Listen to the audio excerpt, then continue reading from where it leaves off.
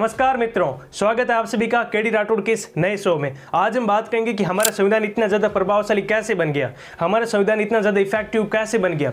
इससे पहले मैं आपको रिकमेंडेड करूंगा कि आप हमारे दोनों एपिसोड एक बार जाकर देख लें, जिसमें मैंने पहला एपिसोड बनाया था कि अगर हमारा संविधान हमारे पास नहीं होता तो क्या होता, या फिर भारत के लोगों का क्या हाल होता, जिसमें मैंने आपकी शक्ति और आपके अधिकार के बारे में समझाया था। और दूसरा एपिसोड था दोस्तों कि हमारा चिराग किसके पास है, जिसमें मैंने भारत की सरकार और भारत के लोगों के बारे में आसान भाषा में समझाया है। इससे पहले मैं आपको बता दूं कि हमारा ये जो चैनल है, हमारे जो वीडियो होंगे वो फैक्ट पर नहीं होंगे, क्योंकि फैक्ट के लिए बहुत सारे स्टडी चैनल हैं।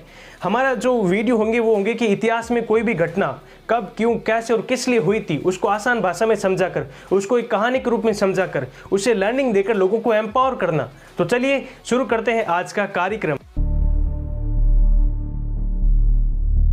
कहानी कुछ इस प्रकार है दोस्तों। भारत में एक दौर था इमरजेंसी का, यानी कि 1976 में, जब हमारा संविधान, भारत का संविधान टूटने की कगार पर था, लगभग बिखर चुका था। लोगों ने अज्यूम कर लिया कि अब हमारी हत्याएं होगी, अब हमें मार दिया जाएगा। क्यों? क्योंकि अब आ रही है तानाशाही सरकार। लेकिन फिर भी हमारा संविधान उसी स्थिति को झेल गया। तो सोचो हमारा संविधान कितना ज्यादा मजबूत है।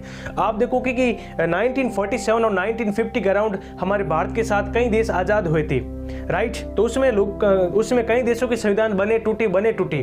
और आप जानते हो कि आज हर देश के पास अपना संविधान है, लेकिन वो इतना ज्यादा टिक नहीं पाता। क्यों? आप देखते हो कि दुनिया में कई ऐसी घटनाएं होती हैं कि कभी सरकार हावी हो जाती है तो कभी लोग हावी हो जाते हैं, सरकार और लोगों के बीच तालमेल नहीं बैठ पाता।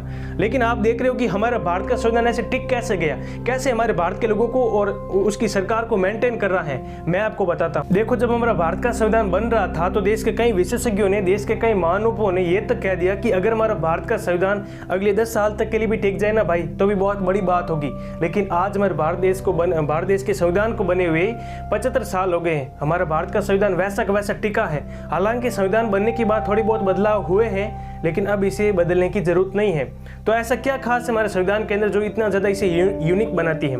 आप देख रहे होंगे कि भारत के अलावा ऐसे कई देश है जो तानाशाही की तरफ जा रहे हैं, देश का पूरा कंट्रोल सरकार के पास जा रहा है। तो ऐसा क्या खास है कि आज भारत तानाशाही की तरफ नहीं गया है? हालांकि कोशिश हुई थी लेकिन नहीं जा पाया है। ऐसा क्या खास है कि दुनिया के सभी जो देशों के लोग ये चाहते हैं कि भारत के जैसा संविधान अगर हमारे देश में होता तो हमारे बल्ले बल्ले हो जाते।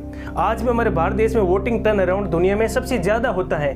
क्यों? क्योंकि भारत के लोगों को इस सिस्टम के प्रति विश्वास है। चाहे कुछ भी हो जाओ, भले ही कोर्ट के अंदर कितने भी केस पेंडिंग पड़े हो, मैं तुझे कोर्ट में देख लूंगा भाई। क्यों? क्योंकि आपका फंडामेंटल राइट है, आपका मौलिक अधिकार है, वो वैलिड है। मान लो कल को कोई सरकार गलती करती है तो सरकार को भी आप घसीट कर कोर्ट के कटघरे में ले जा सकते हो। आप सुप्रीम कोर्ट जी से बोल सकते हो कि सुप्रीम कोर्ट जी, सरकार जी ने मेरे फंडामेंटल राइट का वायलेशन किया है, तो सुप्रीम कोर्ट जी सरकार जी को सजा देंगे।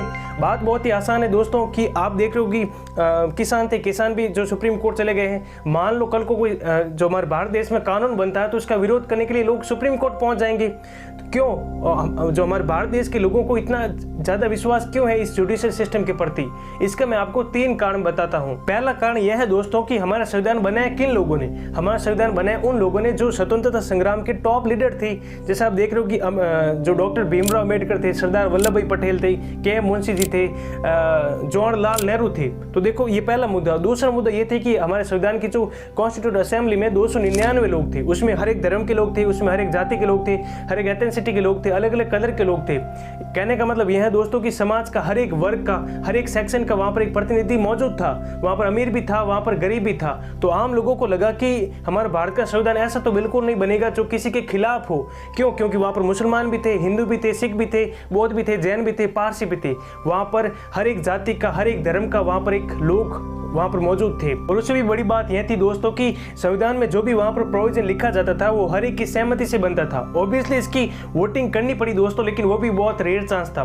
कहने का मतलब जो इसके अपोजिशन में जो लोग थे उनकी अलग विचारधारा थी, तो उनको भी प्रॉपर आंसर किया गया। संविधान के बारे में जो भी वहां पर बात बोली जाती थी उस पर प्रॉपर स्टडी की गई, रिसर्च की गई थी, एक साइंटिफिक स्टडी की गई थी। इसके ऊपर बहुत ही जबरदस्त डिबेट डेलिब्रेशन हुआ था। इसके कारण लोगों को लग गया कि यार जो चीज बनेगी ना वो बहुत ही शानदार बनेगी। क्यों? क्योंकि इतने ज्यादा लोगों का वहां पर कंसेशन था। और दूसरा मुद्दा यह है दोस्तों कि हमारा संविधान क्यों सफल रहा? क्योंकि हमारे संविधान में हर समुदाय के लिए कुछ ना कुछ था, हर समुदाय को बराबर मौका दिया गया। मैं आपको एक एग्जाम्पल के साथ समझाता हूँ। आप भले ही किसी भी धर्म के लोग हो, आप भारत के राष्ट्रपति बन सकते हो, आप भारत के प्रधानमंत्री बन सकते हो, आप IAS बन सकते हो, आप IPS बन सकते हो, आप पुलिस में जा सकते हो, आप आर्मी में जा सकते हो, आप किसी भी कलर के लोग हो, आप देश के किसी भी इलाके में रहते हो, आपकी मौलिक अधिकार बराबर, आपकी ताकत बराबर, आपको बराबर सम्मान दिया गया। इवन अगर आप महिला हो, बच्चे हो, अगर आप सोशल और बैकवर्ड क्लासेस से हो तो आपके लिए स्पेशल प्रोविजन बनाए गए हैं दोस्तों। अगर आप रिलीजियस माइनॉरिटी हैं, अगर आप लिंग्विस्टिक माइनॉरिटी हैं, कहने का मतलब यह है दोस्तों कि अगर आप धार्मिक रूप से अल्पसंख्यक हैं, भाषाई रूप से अल्पसंख्यक हैं, तो आपको स्पेशल राइट्स दिए गए हैं ताकि आप इस हिंदू बहुराष्ट्र देश के अंदर सिक्योर फील कर सको, ताकि आप यह न लगे कि आप एक हिंदू राष्ट्र के अंदर रह रहे हैं, ताकि आपको यह न लगे कि आपको मेजोरिटी दबा देगी। नहीं दबा सकती दोस्तों, संविधान ने मना किया है। संविधान ने कहा कि मुसलमान तुम चिंता मत करो, सिख तुम चिंता मत करो, सिख तो बेचारे कुछ भी नहीं है, माइक्रो माइनॉरिटी है, इनकी आबादी 1% भी नहीं है, लेकिन फिर भी संविधान इतना भरोसा दिया है कि तुम चिंता मत करो।